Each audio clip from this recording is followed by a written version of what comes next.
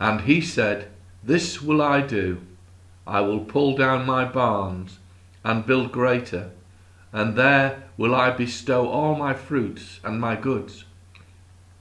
But God said to him, You fool, this night your soul is required of you. Then whose shall those things be which you have provided? Luke 12:18-20. The more you get, the more you want, was one of my dad's sayings. He never saw himself in the category of one that wants more, but then we never do. It's always someone else that is in need of correction, someone else who demonstrates greed, someone else who is the guilty one. My father never enjoyed the fruits of a lifetime of labour. He was an uneducated man, but he worked tremendously hard, having for the greater part of his life 2 jobs, a full-time and a supplementary part-time post. He suffered with rapid onset dementia at the age of 64, so was never able to enjoy his latest purchases, a new car and touring caravan. Just a few months before the manifestation of his mental health symptoms, he was invited to a church service by the wife of a local vicar. He of course refused. Who knows if this was the Lord's final attempt to bring him into the fold before disaster struck. A strong man, ex-miner, my dad spent his remaining years in a vegetative state until his last hours, curled up in his bed. As he arrived into this world, so he departed, helpless.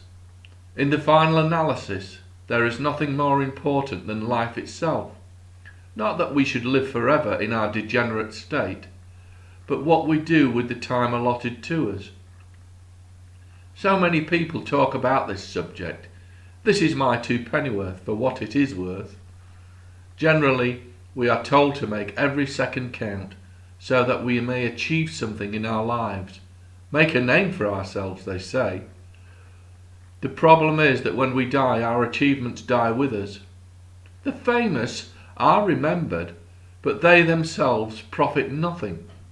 Alternatively, those who store up treasure for the life to come will benefit. They may have nothing to show for their labours in this life, but will be able to demonstrate the significant treasures that come from a relationship with the living God and his Christ.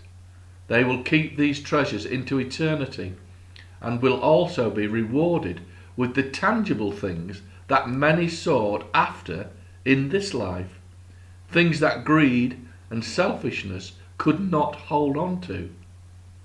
For the rich and for those who are trying to be rich, this is nonsense. For those who are ambitious for the best that life can give, houses, cars, exotic holidays, this is also foolishness. I mean, we work hard, we have earned it.